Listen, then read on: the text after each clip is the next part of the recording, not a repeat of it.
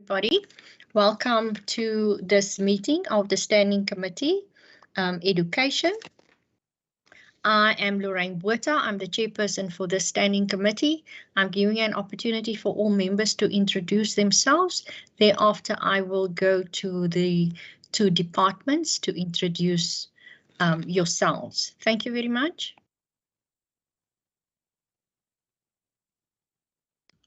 Good day. My name is Khalid Sayed. I'm a member of this committee.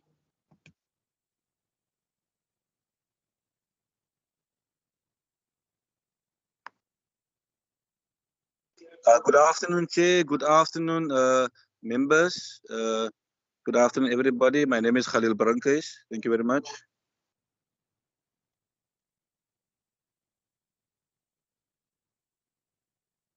Okay, is that it, Minister? Over to you, WCD. Thank you, Chairperson, and good afternoon to all the members. Debbie Schaefer, Provincial Minister Education. Can I ask my team to introduce themselves, or do you wish to go to Minister Mitchell next, Chairperson? Your team can introduce. Thank you, Minister. Okay, Team Education, please introduce yourselves. Good afternoon. I'm Leslyn McLean, CD Physical Infrastructure. And good afternoon to all and welcome. Thanks. Good afternoon. I'm Gerrit Coetzee. I'm the Director for Infrastructure Planning at the Education Department.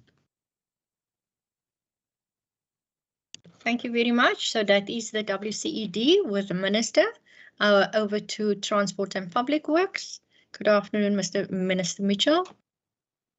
Good afternoon again, Chair. Good afternoon, colleagues. Dalen Mitchell. Chair, with your indulgence, can I ask the team to introduce themselves? Please go ahead. Thank you. Good afternoon. My name is Renee Cook. I'm the Chief Director for Education Infrastructure for DTPW. Good afternoon, Chair and colleagues. My name is Daniel Nugent. I am the Director of Projects and Programs Infrastructure Delivery, Education Infrastructure.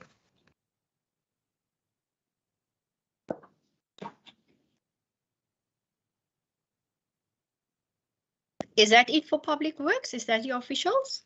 That's the officials, Chair. Thank you very much, Minister.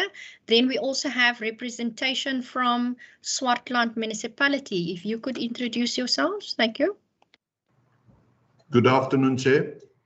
I'm Errol Cleefas, Mayor of Swartland Municipality. Thank you very much. Be welcome, Mayor. Good afternoon, Chair. Michael Rangasamy, Speaker of the Swartland Municipality. Good afternoon. Be welcome. Good afternoon, Chair. IT Warnick, MMC. And good afternoon, Chair. I'm Jochie Scholes, Municipal Manager of Swartland Municipality, also accompanied by our Strategic Manager, Olivia Fransman. Thank you very much. Please be welcome to the Standing Committee meeting. It's normally just education, but today we are joined by Public Works and Transport, as well as the Swartland Municipality. Members, in regard to the apologies rendered, I have received none. And I have seen that Member Christians, that you have joined us. Afternoon, Chair. Thank you. I struggled to get in, but thank you. Okay, thank you very much. Then members, in regard to the rules regulating our virtual platform, please keep your mics muted as well as your video cameras. If you are on the platform to speak, you may use both your video as well as your mic. I'm keeping my video off just to have a clearer sound. And then I want to ask that participants, when you are speaking, that you introduce yourselves before you speak. And then also I want to say to you, please use the raise your hand function if you wish to speak or if you wish to point out a point of order.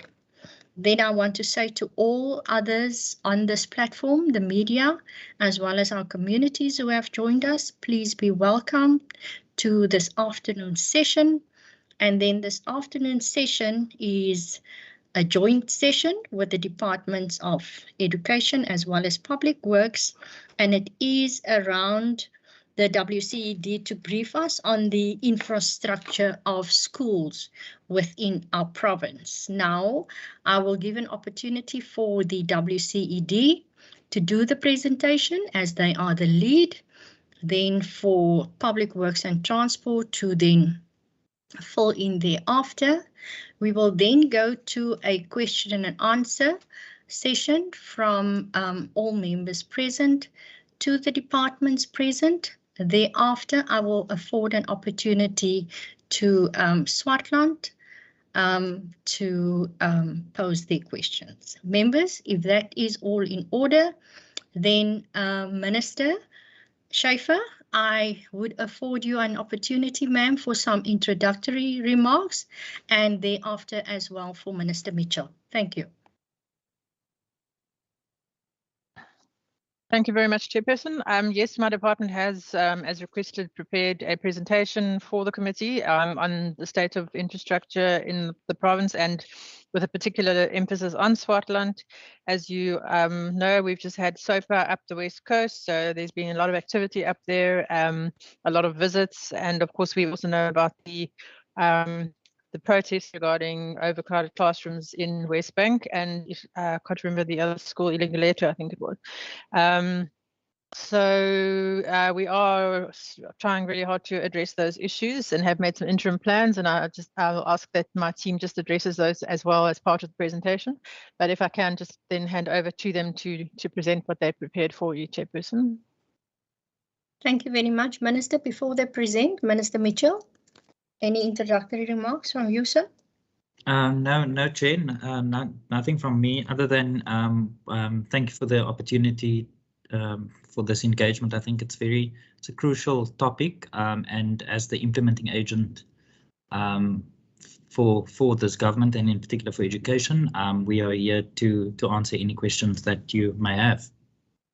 Thank you very much. Then without any further ado, I am handing over to Ms. McGlynn and Mr. Kutsia. Thank you. Thank you, Chairperson and MEC. Mr. Kutsia will be doing our presentation this afternoon, and we have answered the specific questions that were asked, and of course Public Works is in the room also to supplement and answer some of the further questions that there might be specific to delivery. I just want to point out before I hand over to Mr. Kutsia that despite all the challenges, as the MEC has alluded to now, that we face in terms of placing learners and overcrowding, we remain committed to our strategy, which is linked to our mission statement and the provincial vision-inspired goals. So we are constantly trying to improve the quality of education for every child in every classroom, in every school in the province, and particularly the goal number 3, which is to encompass the child from pre-birth to when they leave the school and leave to serve, as we have on every as a statement on every school. So we are very aware, and we try to manage all of the situations and come back to what are our values and what is our strategy. So I will hand over to Mr. Kutsia to deal with the more specific questions that were asked. Thank you. Mr. Kutsia, before you continue, thank you, Ms. McGlynn. I have omitted to introduce our procedural officer, Ms. Wasima Hassan Musa. My apologies. She is the backbone of our standing committee.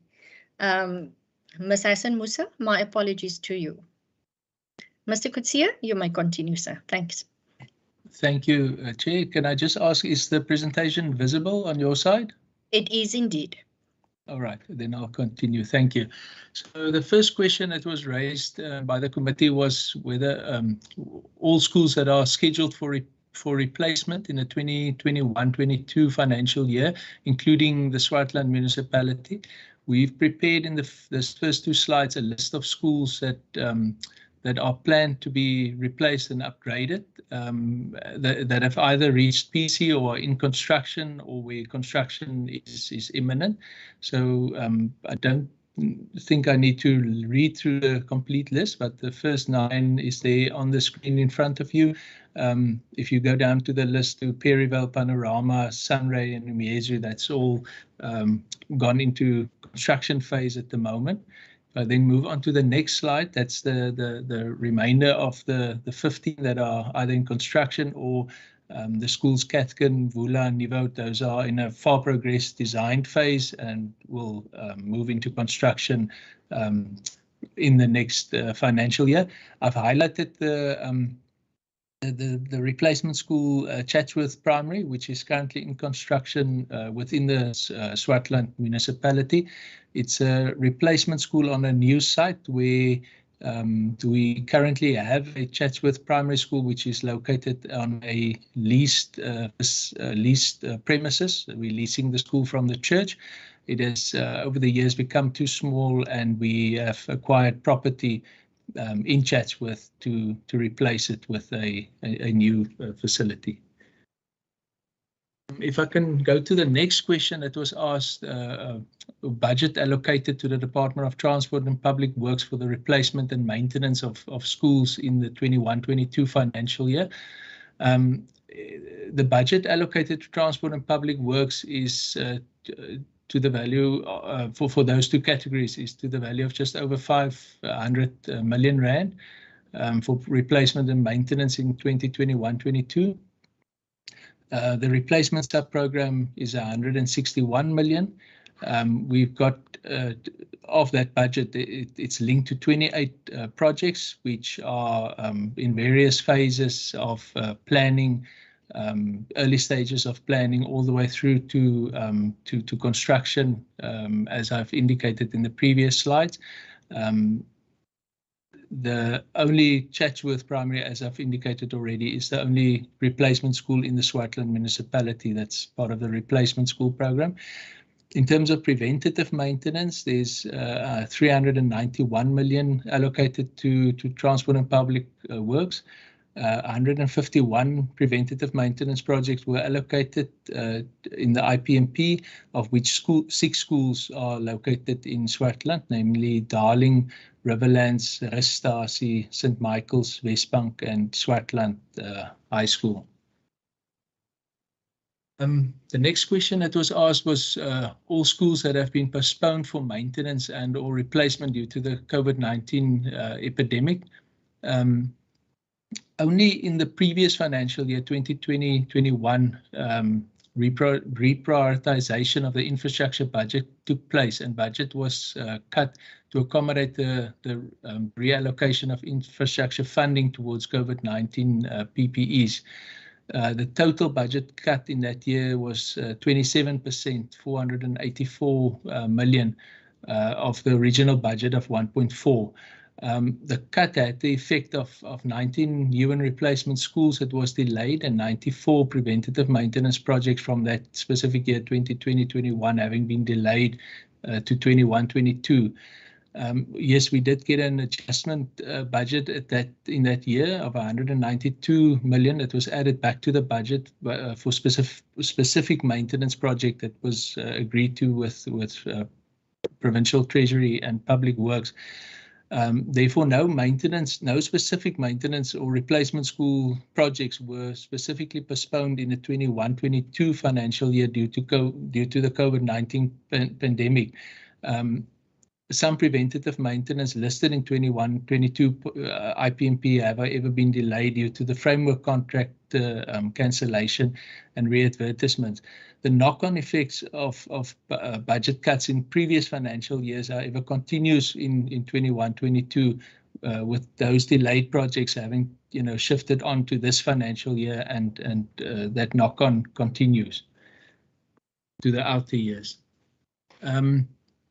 Coming to the next question, any additional information that pertains to infrastructure of schools outlined in the 2020-21 financial year, including Swartland?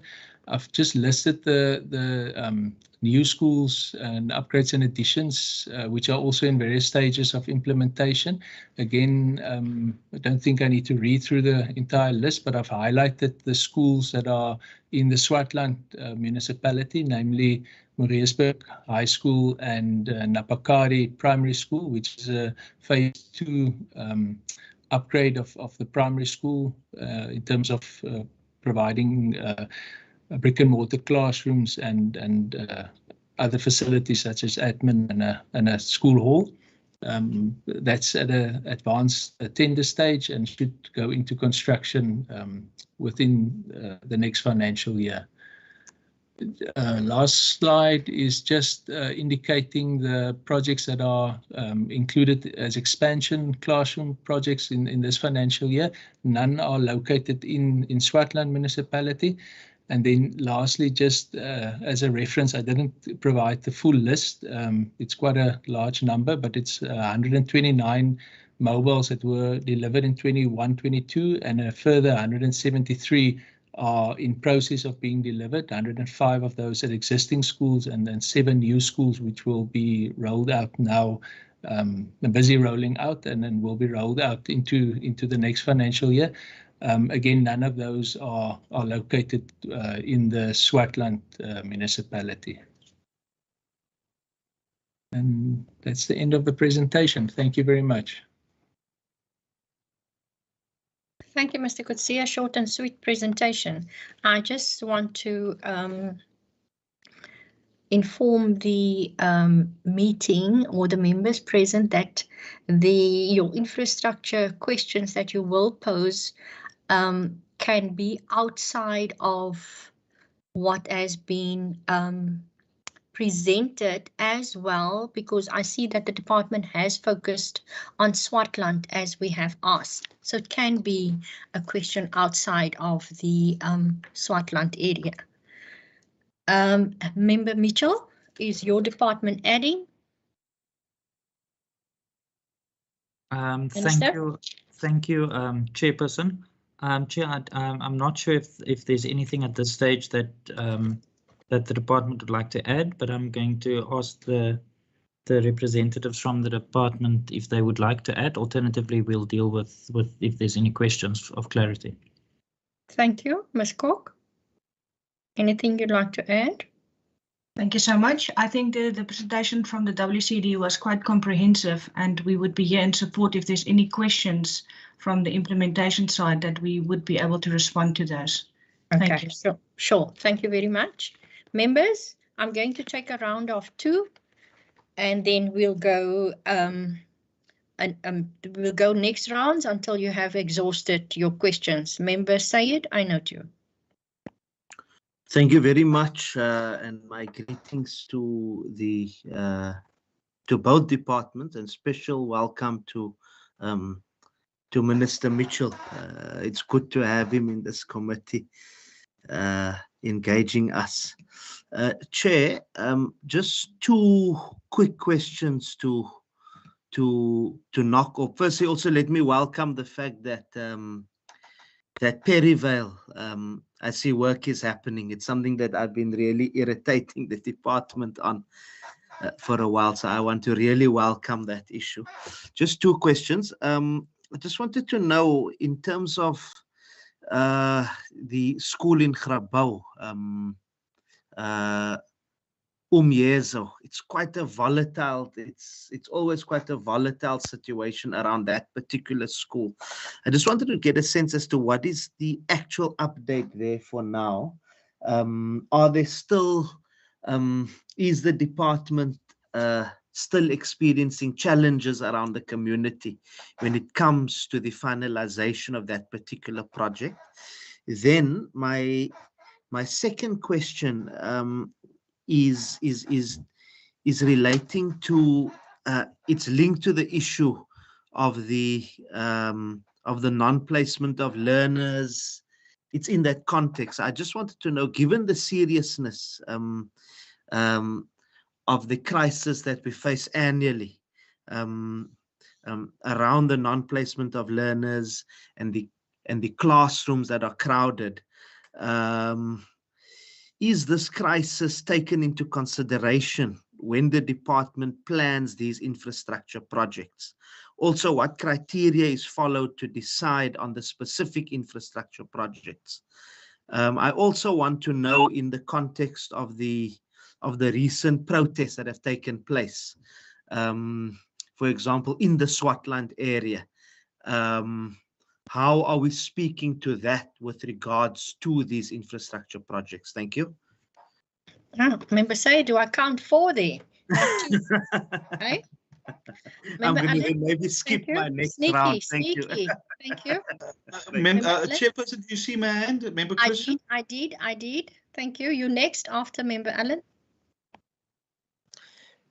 Baie dankie, voorsitter. Thank you. I have 2 questions, and it would potentially help assist moving forward in terms of the replacement schools project as well as the preventative maintenance projects that is ongoing. Would between education and public works be able to share some insight in terms of how contractors are selected and whether they are able to give us further input in terms of whether past work or work that has been completed, if it's schools or anywhere else in the government, how that is taken into account in terms of obtaining new projects for a particular contractor, especially if and it's on record for at least one particular school where the contractor was there and some within the school fraternity wasn't too happy with the workmanship of that particular school. So it would be interesting and I think very enlightening to hear about how past work is taken into account moving forward, just to move forward in that regard. Thank you. Thank you. Member Christians. Thank you, Chair. Chair, we now got the presentation on the schools scheduled for replacement. My question is, of course, there's a lot of schools now calling and making demands on, extra. I'm especially talking about the mobile classrooms because of the unplaced learners and also because of the overcrowding of classrooms. I believe many schools are calling for mobile classrooms. So how do the department then determine, because, maybe one area has now suddenly ballooned to, out of its seams, and what does the department do when it comes to all these, because the department only have X amount of mobile classrooms? How do they then roll it out if there's a sudden influx of pupils in a certain region?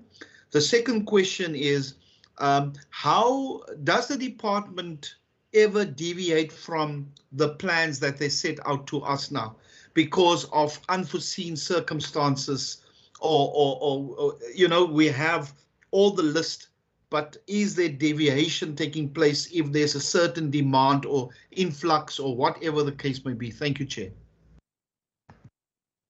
Thank you very much. Between the ministers and the officials, that's the first round of questions. Thank you. Thank you, Chairperson. I'm going to ask my officials to deal with those questions. They're all technical in nature, I think. Thank you. Mr. Coetzee. Thank you, Minister. The first question was around Umyezu Wamapile and the community uprising. I'm going to probably have to rely on Leslie and our colleagues from Public Works just in terms of where we are with that project. But my understanding is that the reappointment or the appointment of a new contractor is also imminent there, and that we should go into construction very soon, but I don't have the exact dates with me. Maybe one of them can just help me with that date. In terms of the community uprisings, I know that is still a concern in that community. It's definitely linked to the infrastructure projects that's happening or being planned there. It's a volatile community, you know, with a lot of need for jobs and so on, which creates that environment for social unrest to happen surrounding our infrastructure projects. So that is definitely still a factor there, a risk factor that is playing itself out surrounding that the replacement school, the replacement of Umyezu Wamapile. Colleagues, I don't know if one of you can maybe just help me with the date of the appointment of the new contractor.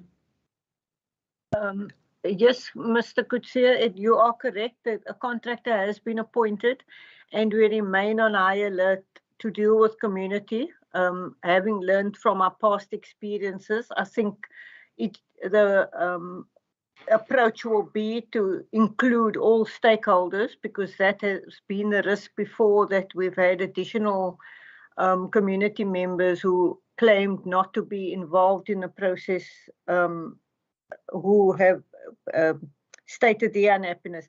So we learn from our previous experiences in the area, and I think we will have a full engagement with the community as the construction recommences now. Thanks.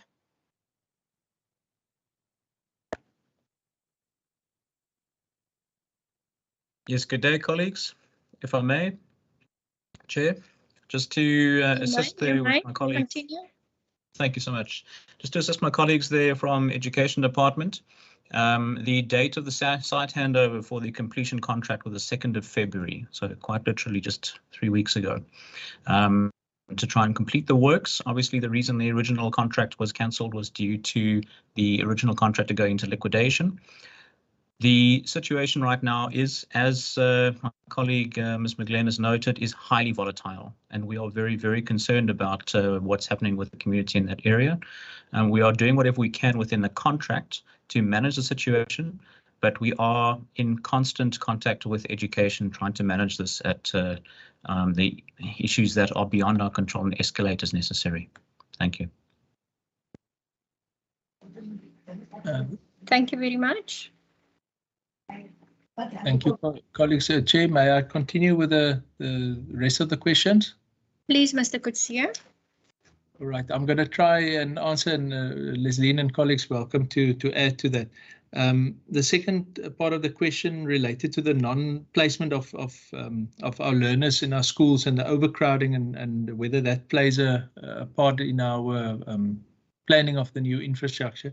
I can definitely say it does play a part. I think it's just critical to point out that our plans are based on existing enrollment data that we use and update on an annual basis to look for, you know, your what we term hotspot areas, you know, in terms of learner placement and the under provision of school infrastructure. But I think and that's the projects and the infrastructure plans that we developed in terms of trying to address those specific areas. I think it's important not to be distracted by you know, short-term things that happen. We must find mechanisms of accommodating our learners, but we must try not to deviate from our infrastructure plans. Yes, it must be revised from time to time, but I think it's important that we stick to what we've planned and update it as new data becomes available. That's not to say we must ignore overcrowding and ignore you know, non-placement of learners and find short-term solutions to that. That's definitely part of our planning. But I think in terms of our longer-term planning, we try to be consistent in that regard. The criteria used for when we plan the infrastructure is as I've just mentioned. We look at existing enrollment numbers and capacity of our schools in specific areas, and then try to develop, look at existing spaces that are available at schools in those areas, look at the expansion of existing facilities in terms of additional classrooms, either mobile or brick and mortar classrooms, and as a almost want to say as a last resort, look at the construction of new school infrastructure.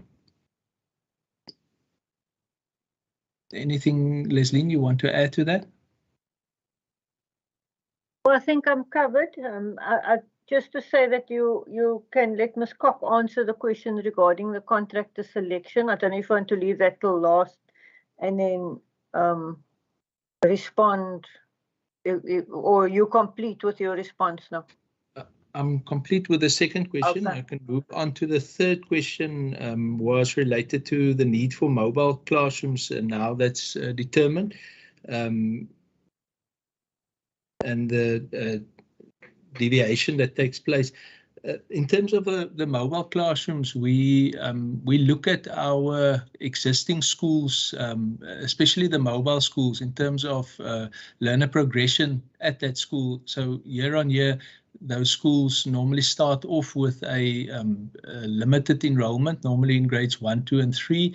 And as those grades progress, we need to add classrooms to those schools in order to make sure that the learners at that school can progress and new learners can be taken into the system at grade 1. So that's the first decision or factor that we look at when we deciding on the rollout of our mobile program. And then secondly, in terms of where it can make an impact in terms of learner accommodation. So we unfortunately don't always have the land and the space available within the communities that we are trying to serve, but we then try to locate property that is provincial owned and zoned for education in order to accommodate a startup mobile school that can then serve the need of unplaced learners within a broader community or within the broader society, if I can put it like that. And that's basically the criteria we look at when we decide on where to place mobile classrooms as part of our program.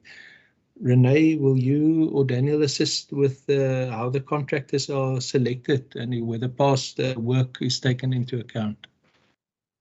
Sure, not a problem. The method in which we select contractors is we go on an open tender for our projects. We assess in terms of capacity, capabilities, and as well as previous projects concluded. So we do check the references. We also check the National Treasury list of restricted suppliers and tender defaulters. So basically the tenders go out with a CIDB grading because that dictates the class of works as well as the value of works that these contractors are allowed to do in terms of the CIDB.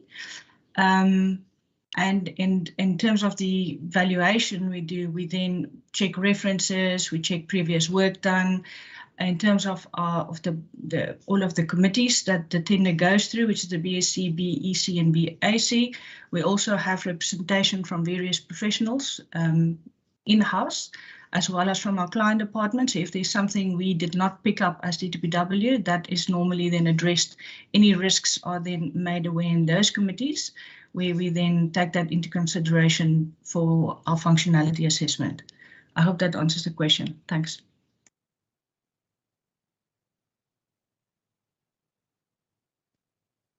Is that it for the round? Members, any follow-ups on the responses that you have received? I note members say it. Chair, thank you very much. And let me thank the department for that response. Maybe it's a passing comment, but I'm concerned that the issue of unplaced learners and classrooms being overcrowded is in a sense viewed as something that's a short-term problem. I think it's been a long problem that needs to be taken into account in terms of long-term planning. I just want to know, as a follow-up, how many schools, and maybe they can give it to us in writing, How many schools, both primary and secondary, will be opened this year? And where are they situated? And what's the latest figure for the unplaced learners? Oh, no, it's fine. Let me not worry about the unplaced learner one that we are getting weekly. So that's fine. I don't want to ask that. And I think just the first part. Thank you. Thank you very much. As just member Sayed that's following up. I'm covered, Chairperson. Thank you. Okay, thank you, Member Allen. Mr. Kutsia, I just also want to know in regard to the mobile classrooms and the increase that we have had for this academic year. Going forward to academic year 2023, are you increasing the numbers of mobile classrooms that you will deliver to schools?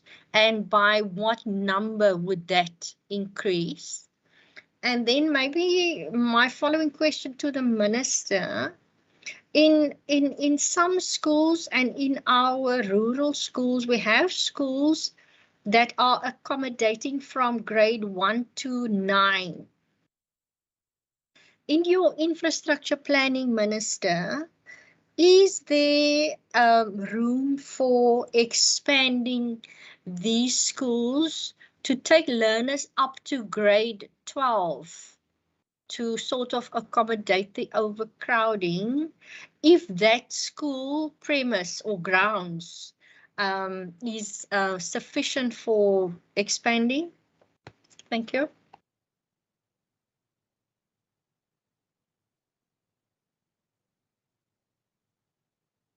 If I may answer the question, the first question regarding the number. Your question, Honourable Botha, regarding the number of mobile classrooms. The number of mobile classrooms we have identified for 2023, which schools may be expanded and where we see opportunity to place new mobile classrooms. But as Member Sayed pointed out, it's not a short-term response, and we have to look at how we're going to solve this over the long term as well. So the solution does not lie in increasing the mobile classrooms year on year, but also trying to solve the problem using other options, such as permanent expansion classrooms in the correct areas where possible. This is also limited as, you know, the areas of high demand become saturated.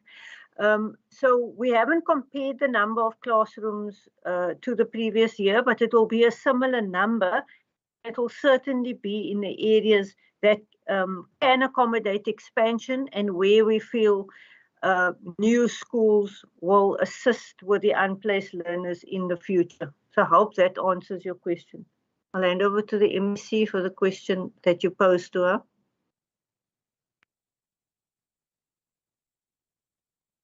Thank you, Chairperson. Yes, our strategy for quite some time now has not been to expand schools into what we call combined schools, but to separate primary and high schools. So we would rather take the grade 8 and 9s and make a separate high school. Whether that could happen on the same premises, if it's, you know, if there is a large piece of land, I will leave to my infrastructure people again, because they make that kind of decision. I can imagine it may well be possible to create 2 separate schools, but we certainly don't want massive combined schools, because educationally that has not been shown to be particularly sound. Can I just ask infrastructure, are we doing that in any of the areas where we can maybe make a new high school next to the school that goes up to grade 1 to 9, or not? Yes, MEC, we are doing that, and we are separating it out into a high school in close proximity to the existing school. So we certainly are doing that in view of the shortage of land. We certainly are doing that. And then I just wanted to say that we will provide a written response to members as we don't have the number of schools that opened for this year on hand at the moment. Thanks. I just want to check, I think last year or the year before, I can't remember exact time, and maybe Ms. McGlenn, you can help me here. There was communication that a high school will be built in Piketberg. Am I correct? And if so, where are we with that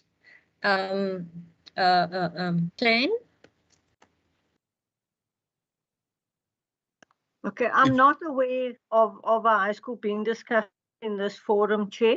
I'll ask Mr. Kutsia just to respond to that, and if you can say offhand where it is in the plan. Yes, I can maybe respond to that. I'm also not aware of a high school being discussed for Piketberg area. We have included in our UAP and our longer term planning the need for a primary school in Piketberg. But that's also not, it's in terms of priorities, we've not been able to factor that into the immediate planning, into the MTIF, if I can put it like that. We are between Public Works, Property Management and the municipality. There has been discussions around the availing of a suitable site for a school as well. But it's not been included in the MTIF at the moment. But I'm not aware of a high school being discussed. Thanks for clarifying, Mr. Kutsia. Member Allen, I note you. Thank you, Chairperson, and I do appreciate the reply earlier. It would be appreciated if we get a reply like that in writing as well, so that we can keep it for our records, or if the department can direct us to where we are able to peruse those guidelines.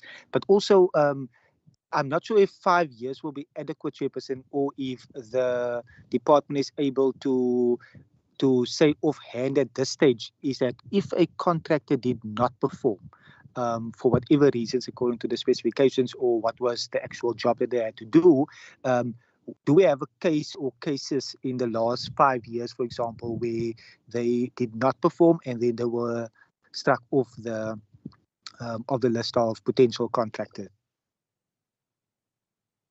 Thank you, Member Allen. And I think I also want to pose this to, I note members Christians and Karma. I'll come back to you. I just want to latch on to what Member Allen was saying now. And a case in point was the Veldrift High School that we have visited as a committee, and where the contractor also have upped and gone. And in regard to those type of contractors, and the other school is the, members help me, what's the school in Steenberg again? Steenberg Primary. No, I'm in the high school. Oh, not Steenberg High. The last school that we have visited. But it's also had defects in regard to the maintenance that has been done there. But I also want to ask, what happens? Are those contractors blacklisted? And if the Department of Public Works can perhaps help us in saying how many contractors thus far have been blacklisted, if that's the term that you deem it, and what was the money value that was incurred, and how do you get that money back from those contractors who has defaulted or who have not finished or completed the projects? How do you go about in getting the money back from them? Thanks. Member Christians? Thank you, Chair. Just a question, I've posed it before, but with the influx of learners, we have deep into the year, we have learners that's not placed, but every year we have an influx on learners, and of course the budget, we will never have the budget, so that is a ongoing problem with learners not being placed, and I would think it's detrimental to those learners, being out of school for so long. Is there a plan when you have these learners that's unplaced? Is there a program where those learners can be given work, on that grade? Is there something in that line? I just want to know, because I'm very worried about every year we have unplaced learners. And secondly, I want to know, the department is closing down schools. How does that, is that extra staff shifted to wherever? I just want to know about, is the department planning to close more schools? And, because I know there's maybe financial issues, there's whatever issues closing down schools. And then also in certain schools, we've noticed that there's unutilized classrooms. What does the department do when it gets, to schools where there's classrooms not utilized? Thank you, Chair.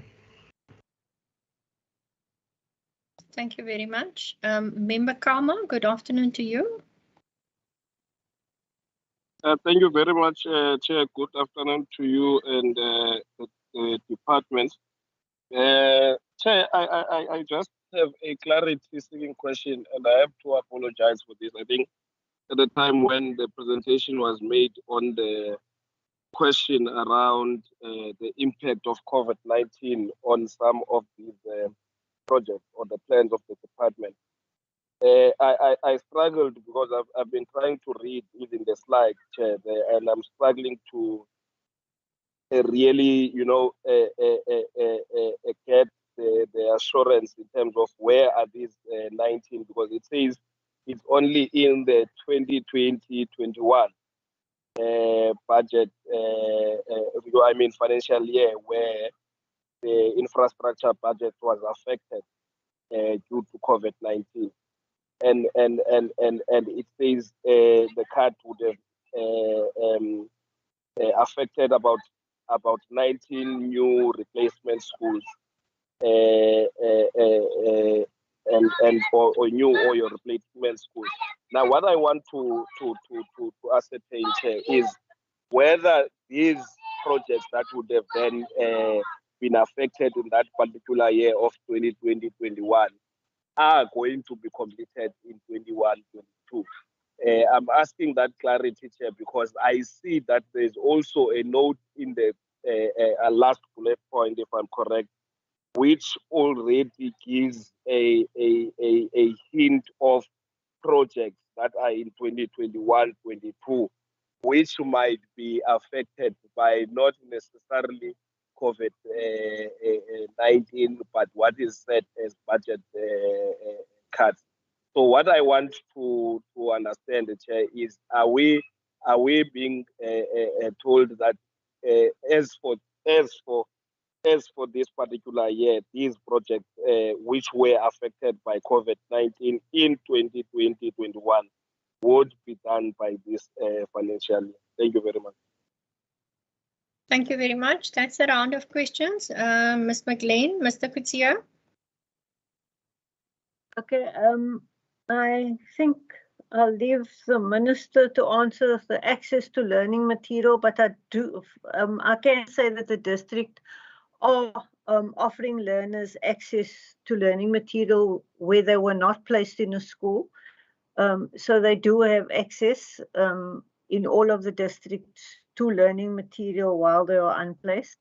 The closing of the schools as well, the minister may want to add, but we do not close schools because of financial reasons. We do close schools where it is not feasible and there are very, very low learner numbers, and there are schools in the area that could accommodate these learners and educators to improve the quality of education. For instance, in multi-grade schools where multi-grade lessons are offered, and there are schools that could offer better education, better quality education in the vicinity. So it's not about it's financially viable to close a school.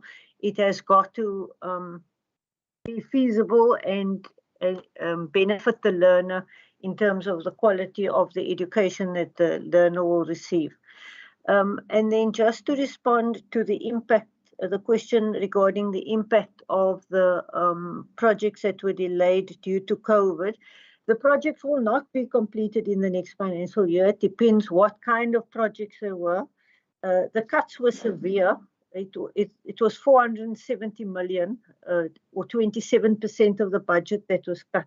So some projects that were in planning were taken to a certain level of planning and has to be reintroduced into the budget, had to be reintroduced into the budget in the following years. So all of them were not introduced in the next year because budgets were prioritized and projects were prioritized.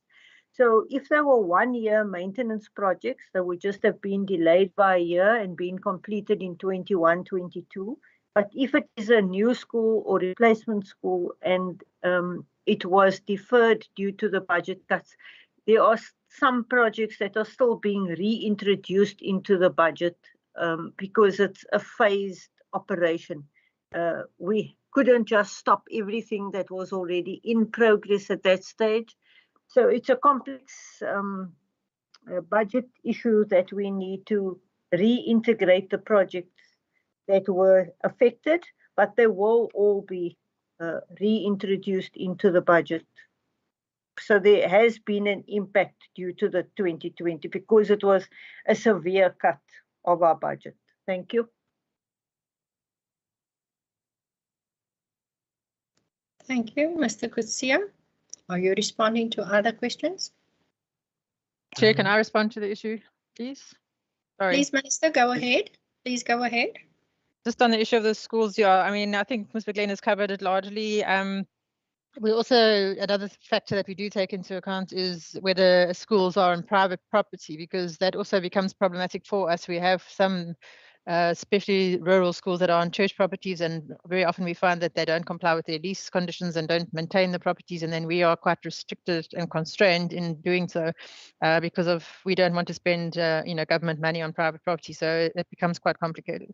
So that's another thing that we do look at. But as you say, we're closing down schools. I think we've closed down, I don't know, maybe 3 or 4 in the last however many years. So it's hardly a massive thing that we're doing. There are schools that do need to be closed from time to time.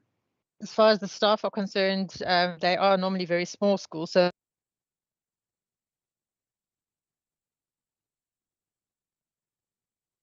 and now we've lost you.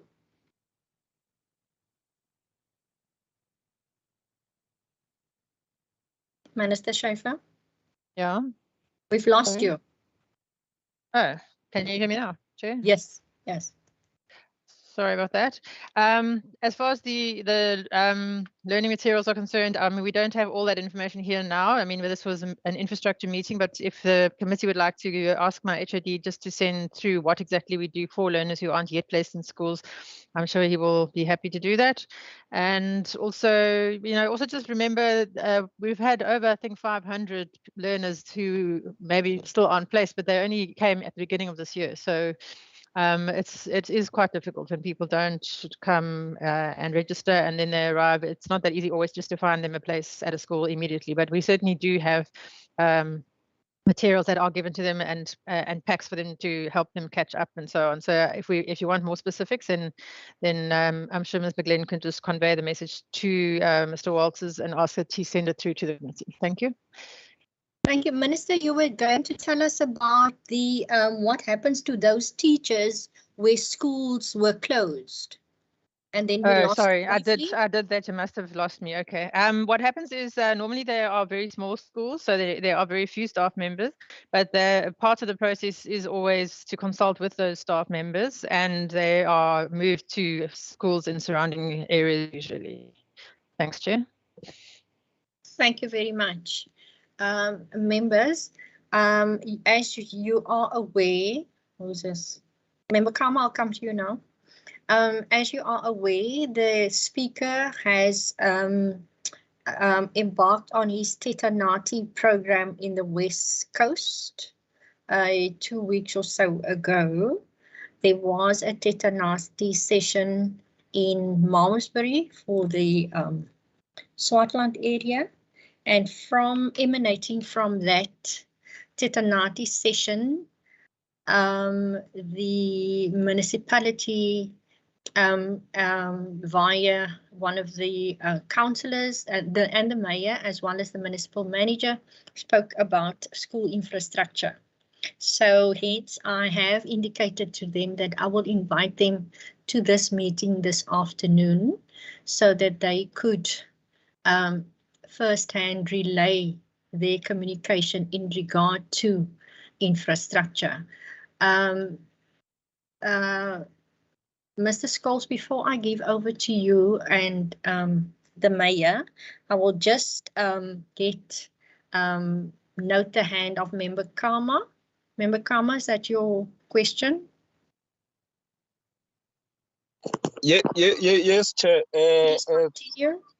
Yes, thank you very much, Chair. Just a quick one. You know, I really want to understand and understand the complexity that would relate to the budget, but I want to understand the planning part in terms of our infrastructure. And I want to use this example, if I may, Chair. If you note, and I don't know if I'm sure the department would be aware. If you note, for example, you check in Begweni in Pal. In Begweni, you used to have Desmond Tutu as your high school, and there is then Ishumelo that was introduced as a junior secondary school, and Desmond Tutu would have then been made a senior secondary school. But now the situation has changed, and you get that they are both senior secondary schools.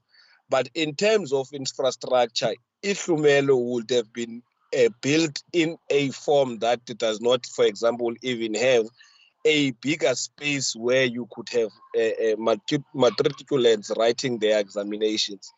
I was just thinking about this example, Chair, because I think even the principal there would have mentioned it at one point, you know, that the school now writes matric in another school or a government facility. I'm not quite sure about that. But I just wanted to check the planning really that goes with these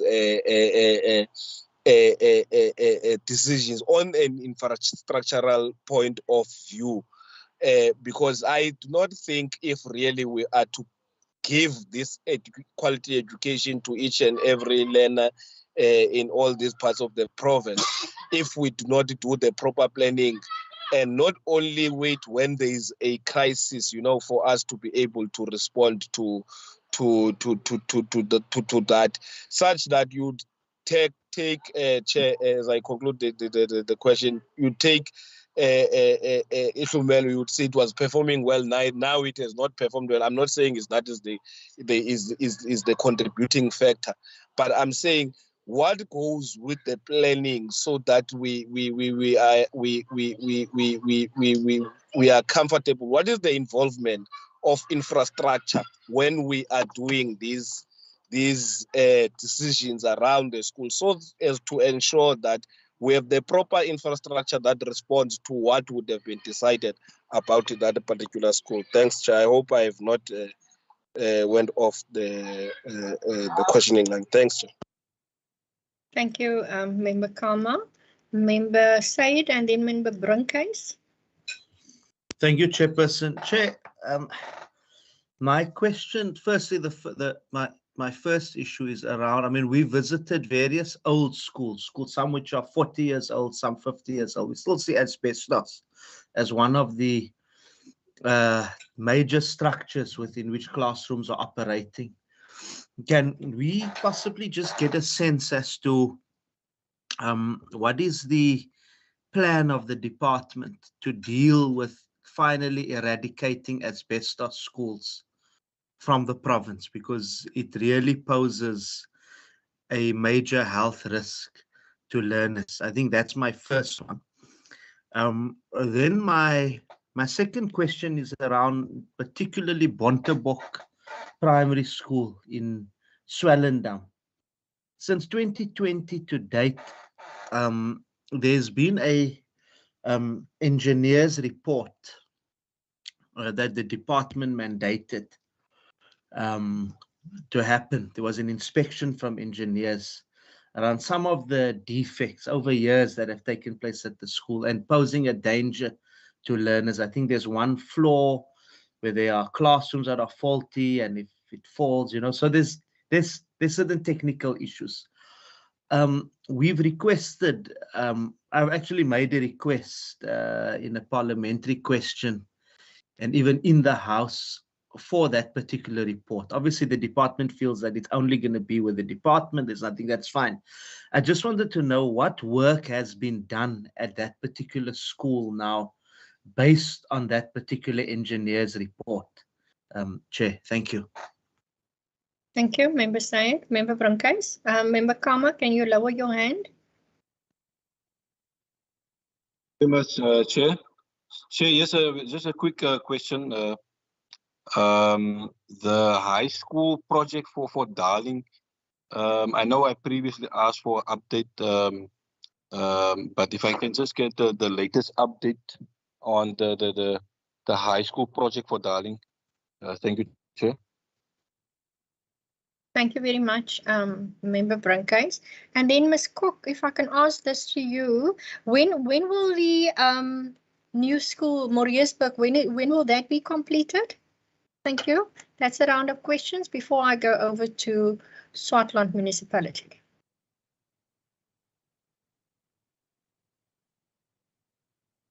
Thank you, Chair. I can try to answer the question around Inshlu Malelo and Desmond Tutu in Paarl that was used as an example of a junior school that now accommodates high school learners, and the provision of, I think the example that was used is that the high school now doesn't have, it accommodates high school learners, but it doesn't have a sufficient space to write, for example, the matric exams. I think we sit with many cases, many schools in that similar situation where infrastructure was not provided to all schools in terms of halls, proper admin facilities, etc. Even ablutions, classrooms comes to mind. As a department, we have to prioritize, you know, with the available budget in order to provide sufficient accommodation to accommodate our growth in learner numbers. But we are slowly eradicating the backlog of schools without halls, and even science labs with the partnership with donors as well. We partner with donors, the Archway Foundation, in terms of the halls. It's slow progress, but at least there is some progress there. But I think the focus should remain on the accommodation and classroom accommodation being provided to schools. Just lastly, just in terms of the halls, we also try to focus on secondary schools, specifically because of the need for the writing of matric exams. We do provide it at primary schools, but we do push for the secondary schools to be included as well.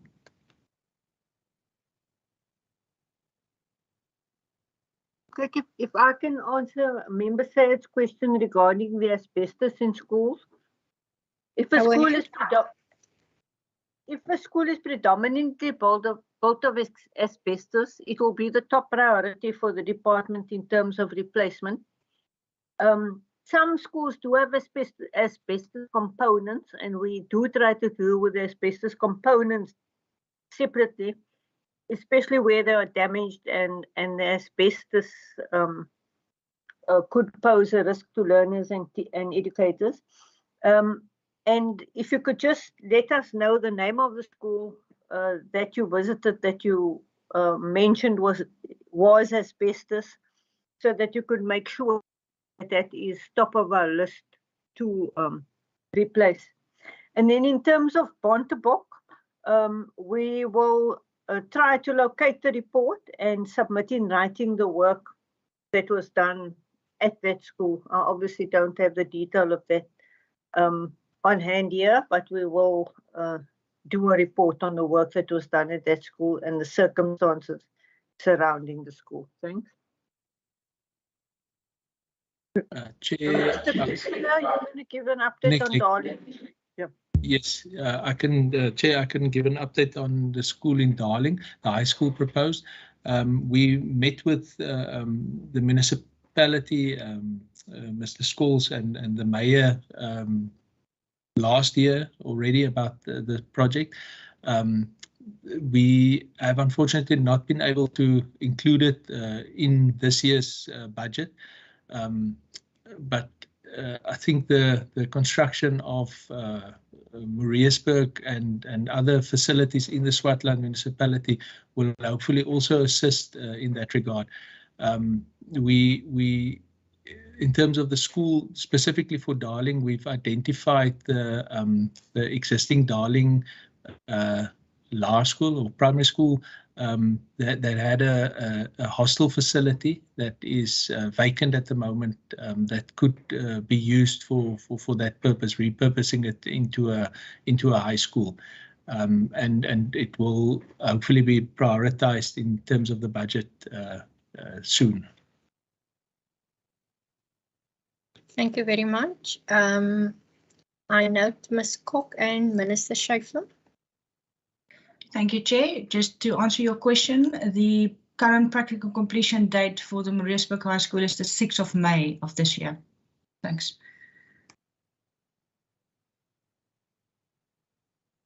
May I go, Chair? Please, Minister, go ahead. Just to clarify, Mr. Coetzee, the Darling High School will be prioritized in the next financial year. I made that commitment at a public meeting the other day, and I've discussed it with Mr. Abrams. Thanks. Thank you, Minister. Thank you very much, Minister, for that commitment. I'm now, members, going to hand over to the representatives of Swartland. Mr. Jochie Scholes, I'm giving over to you, sir. Thank you, Chair. Madam Chair. Hello, can you hear me, Madam Chair? We can hear you. Okay, thank you. At first, I want to thank you for the invite, that we can engage with you on this platform regarding the schools in our area, the infrastructure in our municipal area, but especially in the town of Darling. So thank you for inviting us. And Chair, I also want to thank you for the two schools currently building in Mariesburg and Chatsworth. Mr. Scholes, if I can interrupt you, your voice is going a bit distorted. Okay. All right. Thank you, Chair. It's Harold Krivas, the Mayor speaking.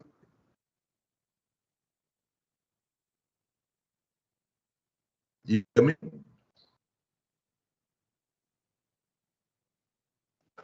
Now you're gone. You can hear me now? We can hear you better now. Okay. All right. To start again, I just want to thank you for the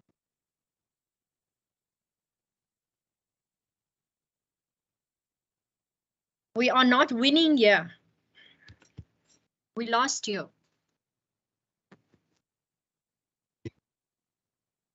And I want to put it on the table that the next town in our municipal area.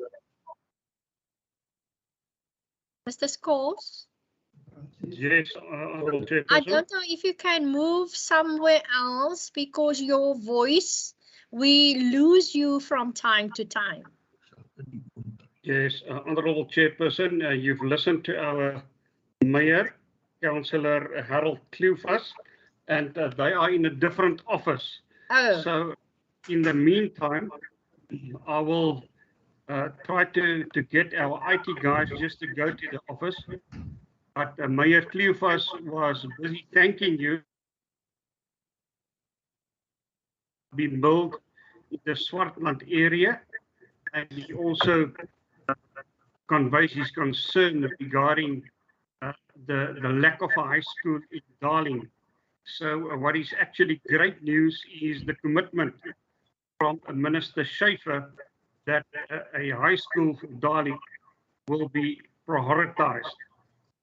While I'm speaking, Honourable Chairperson, I can just also give you some more information regarding Malmesbury and especially the overcrowding that we experience in Malmesbury. From our town planners, we've already identified different school sites in Malmesbury. And in this regard, the school site in Malmesbury was part of a bigger process, the so-called the WHIP project. And we received the EIA for this project as recently as yesterday, that we received the EIA. The specific site we're referring to is part of a bigger site, also including the hospital site, the way the new hospital will be built. Swartland municipality already approved the selling of the site to the Provincial Department of Public Works in August 2021. And the Provincial Department of Public Works has the desire to fulfill or to execute this action by the end of March to get the money out of their books. And of course, we would like it on our side to be completed by the end of our financial year, which would be the end of March. So there is indeed progress in this regard. And Honourable Chairperson, maybe just try to go back to our mayor to see whether his bandwidth has improved in the meantime. Thank you. We attempt again to the mayor. Mayor Cleophas.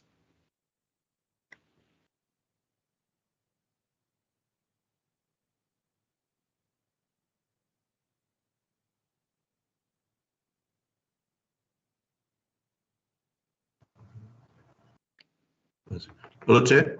Yes, we can hear you, sir. All right. Okay. I'm going to hand over to the speaker, who was actually the person who requested the engagement with you. So I'm going to hand over to him. Thank you.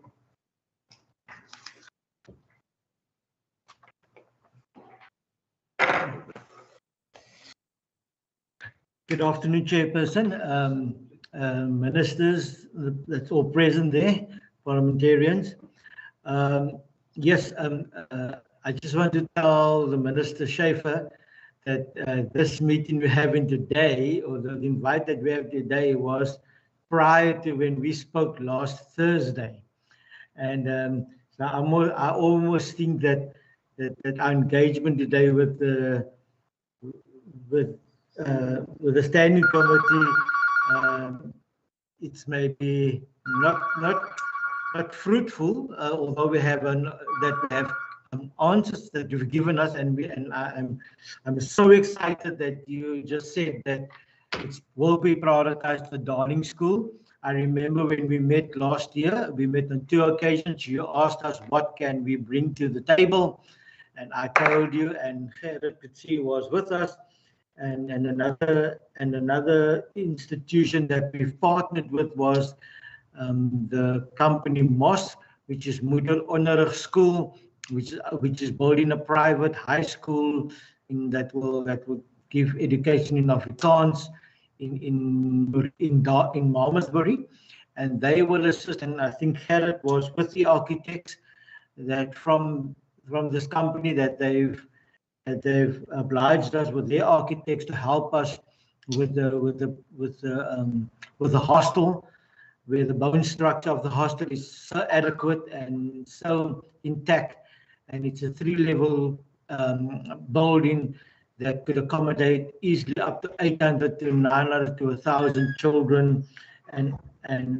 the 70 million that was allocated for the school, I'm sure it's cut in half. Or I know there must be some work to be done to the premises, but and I think we brought our part, we've done our homework, and we brought our part to this initiative, and grateful for the fact that the minister and the premier has said that there is money that will be available for the school.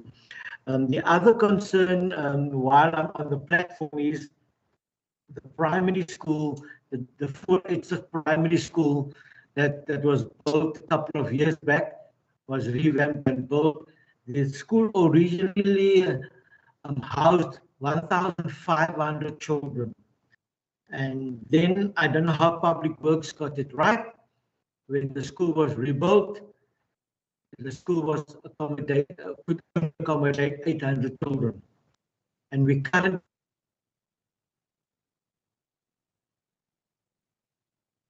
in the primary school. So I would like to have maybe been looked at that also.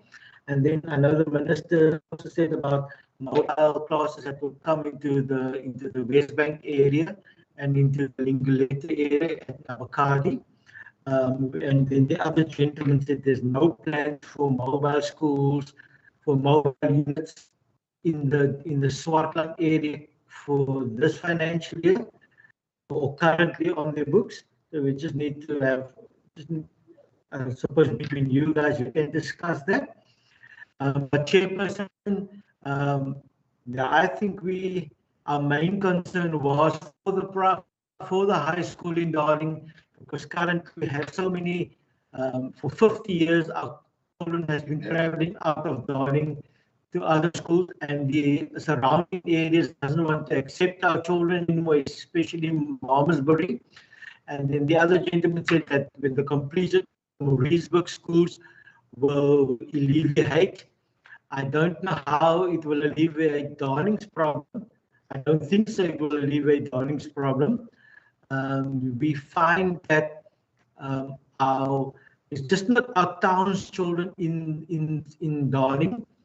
We find when our children that live on the farms, when they finish grade 9 at the primary school, there is no way of transport for them to come to the farm to get 6 o'clock in the town where the buses will take them to the prospective school outside the area.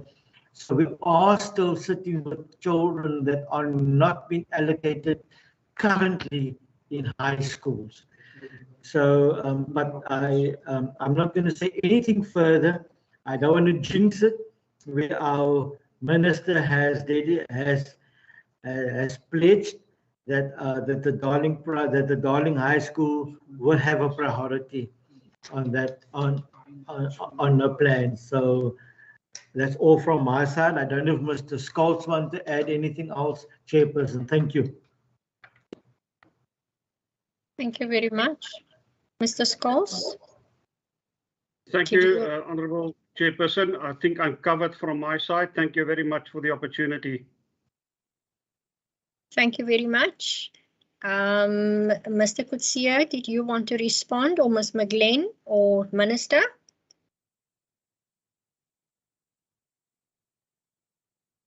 I can maybe just respond on. You go ahead, Leslie. You go ahead. Okay, now you might do the main response, but I just wanted to note that in terms of the replacement of Vooruitzicht Primary School, the school was replaced completely. And the reason that the school is smaller is because it accommodated grade 8 and 9 learners, and we couldn't build a school and with the grade 8 and 9s, we have to sort out the high school. It took some time, and the Darling High School will assist in that matter. But we couldn't build a school to accommodate grade 8 and 9s. We tried to divide it into a primary school and solve the problem of a separate high school. That's why the learner numbers are less than they were at the time of being replaced. Thanks. You can respond to the rest, Mr. Kutsia. Thank you, Leslie. Yes, Chair, I think I mainly wanted to say what Leslie, so I'm covered in terms of that. I can maybe just also clarify my response in terms of the Mariasburg School, assisting with capacity in Darling. It might not in a direct way assist with capacity for specifically learners from the Darling area, but the Mariasburg School will create capacity in the broader municipal area. So hopefully learners that are currently traveling from the Mariasburg area to schools, for example, in Malmesbury, will now, in a few, when the new school is completed, be able to to be accommodated at schools, at the new school in Mariatsburg, creating capacity in Malmesbury, which then have a knock-on effect, you know, in terms of creating further capacity. But the new high school for Darling is noted, and we'll work that into the planning. Thank you. I note Mr. Scholes and then the mayoral office as well. Mr. Scholes.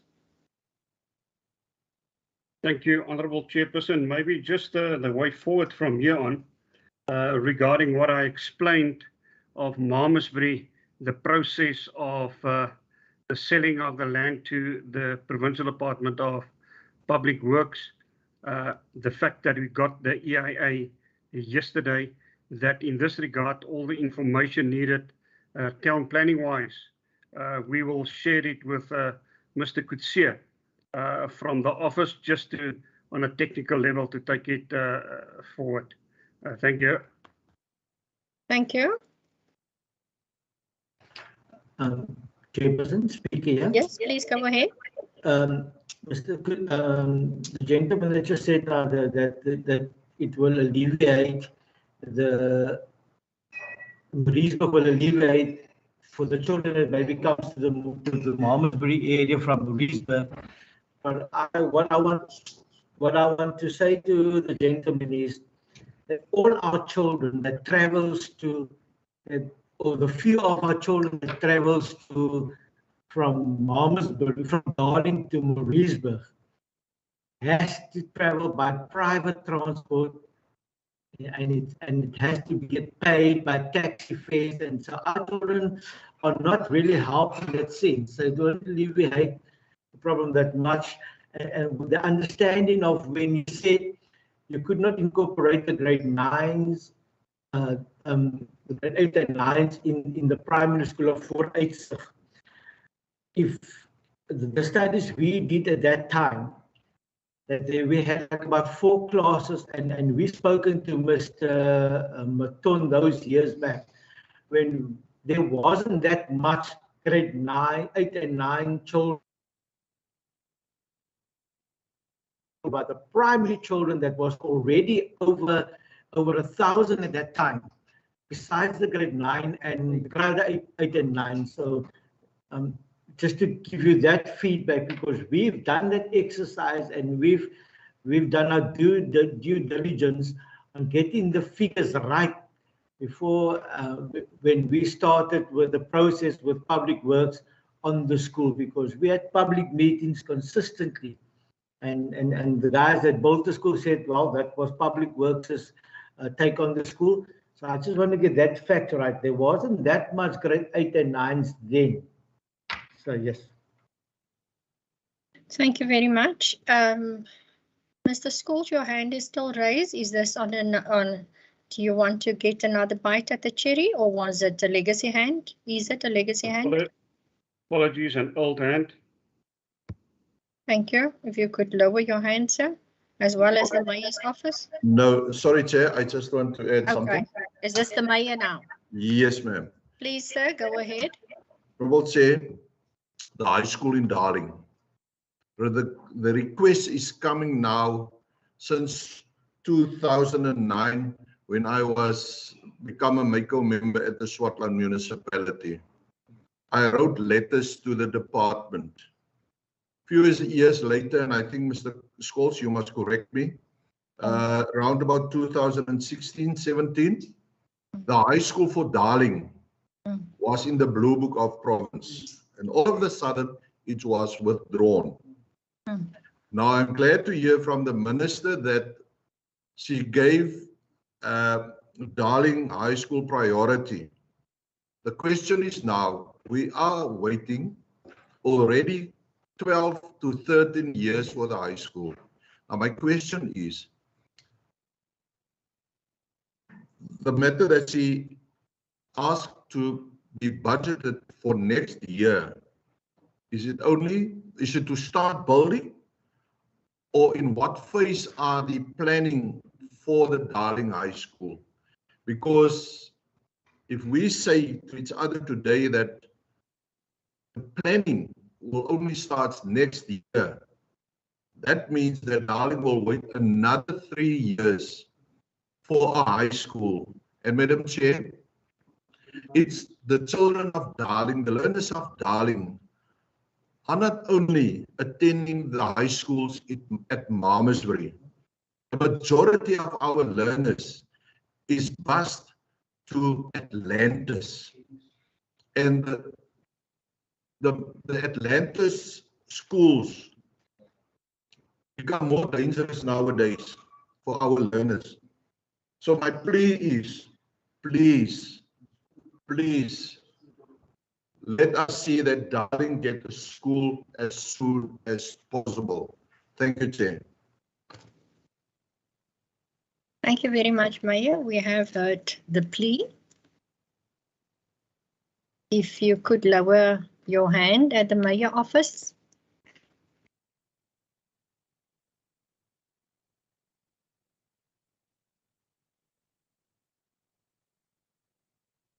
Okay.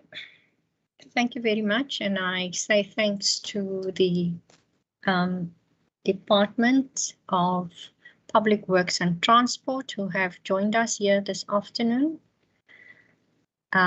to respond to some of the questions that we have.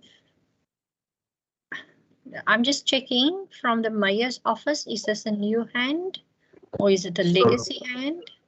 Sorry, Madam Chair, it's a new hand. It's a new hand. Yes, ma'am. Okay. Is it possible that we can have an answer on the planning, the status of the planning for the high school for Darling, please? Mayor, can I ask you if via the standing committee or Mr. Kutsia can guide me here if that can be done in writing to them? Okay, from me it's okay. Mr. Kutsia, can you guide me, sir?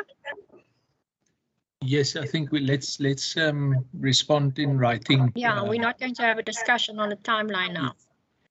We'll respond in writing. Thank you, Is that ma'am. okay with you, Maya? Yes, thank you, ma'am. Thank you. I just want to ask the Minister Schaefer, any closing remarks from you, ma'am? I'm sorry, before I get to you, members, you have exhausted all your questions and you have received all your responses. What we still have, we will do it in the form of recommendations to the department. That in order with you? That's in order, Chair. Thank you. Minister, any closing remarks from your side, ma'am? This Minister. Thank you, Chairperson. Oh, Minister.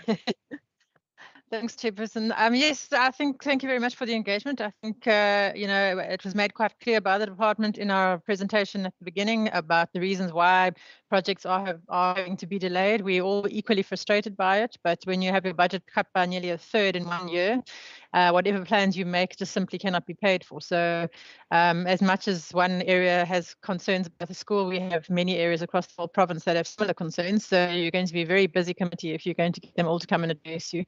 But I have made the commitment in particular about Darling, and I have already spoken to Mr. Abrams about it.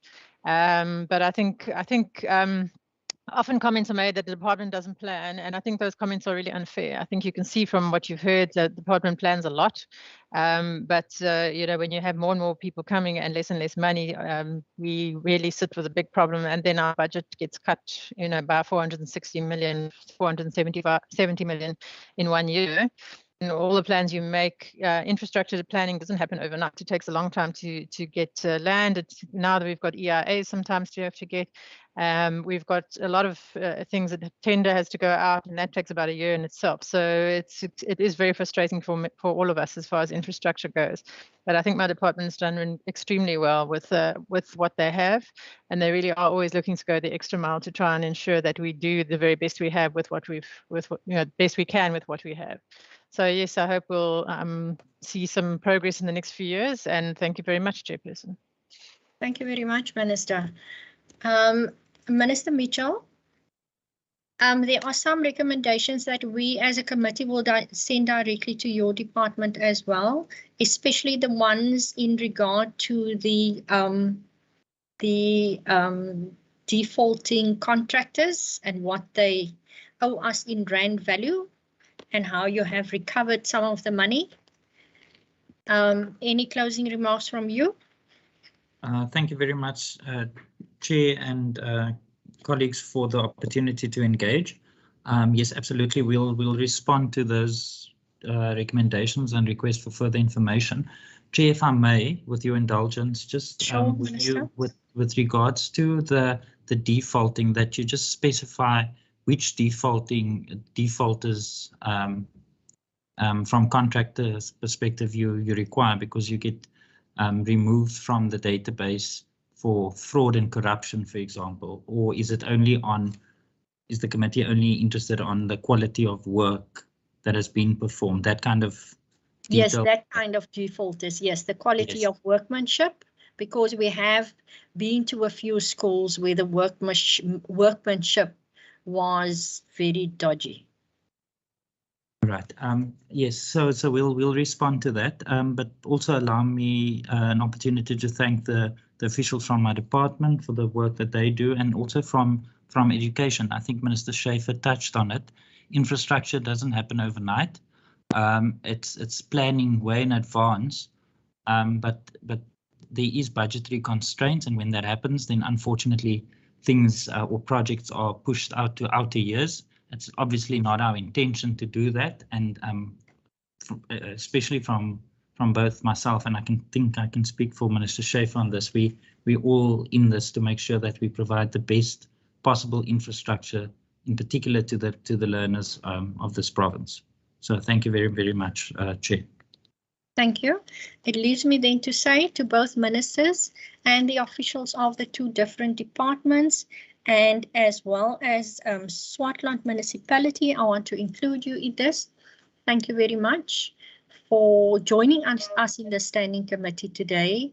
For Swartland Municipality, you have heard it firsthand here. And to both WCED and the Department of Public Works, thank you for responding to our questions that we have had for you today in regard to infrastructure. Infrastructure is a very, very vital part in WCED rendering quality education to every learner in every classroom, in every school within this province. So thank you very much for engaging with us and availing yourselves to come and engage with us. I shall now say goodbye to you from this platform and remind members to please stay behind on the platform for us to conclude our administrative tasks. Please go well and be safe. Thank you, Chair. Thank you, Chairperson. Thank you, members. Thank you. Thank you. Thank you all. Thank you, Chair. Thank you, colleagues.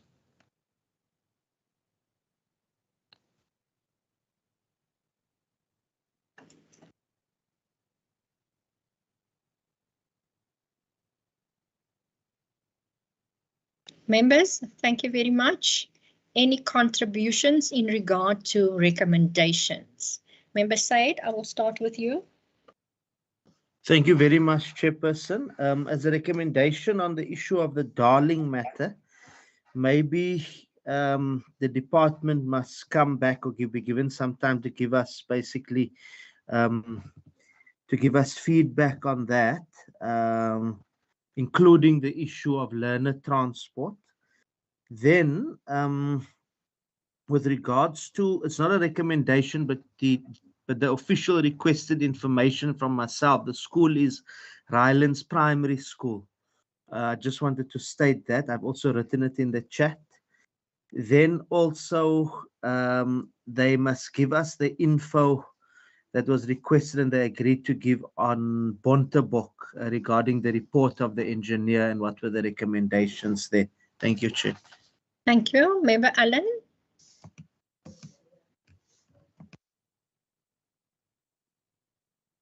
Member Allen, any recommendations from your side? Thank you, Chairperson.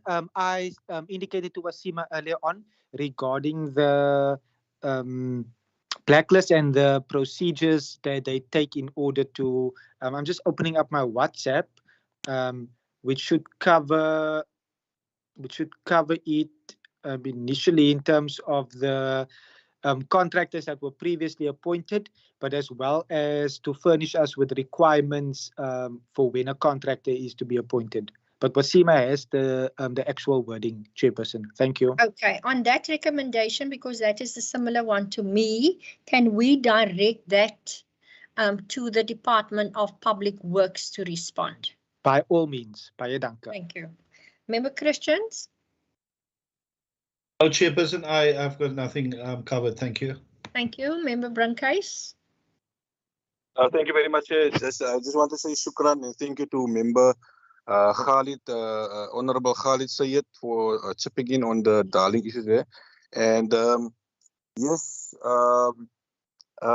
in terms of recommendation, Chair, there's a school in Mitchell's Plain, Alpine Primary. They've got a environmental catastrophe playing out there on one of the schools. One of the gates, or one of the corners of the gates of the school there, they have a environmental catastrophe playing out there. So I would recommend that if the Standing Committee of Education on our next oversight visit, if we could possibly visit the Alpine Primary School in Mitchell's Plain. Thank you very much, Chair. Thank you very much. And Wasima, did you get all of that? Hi, Chair, through you. Yes, I've received all of that. I've jotted everything down. There's just one thing that is outstanding. There is a written response on the number of schools open this year that was also requested. Okay, so that's the one that you added from earlier. Yes. Okay, then that is our set of recommendations. Members, I think just with your indulgence going forward, that we continue on the trend of going out there and inviting the department to wherever we are in regard to our standing committee meetings, if that is okay with you.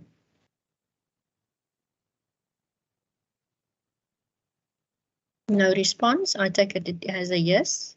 I want to say to Mr. Ben Daza, thank you very much for gracing us with your presence, as well as Ms. Mary Ann Burgess and Candace Morris, who have assisted us today in regard to IT.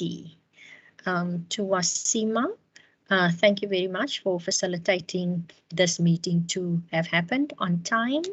Members, to all of you, thank you very much for being in this meeting. I now want to say that you must go well and be safe for the rest of this day and the rest of your week. The Standing Committee meeting on education is now adjourned. Goodbye. Goodbye. Thank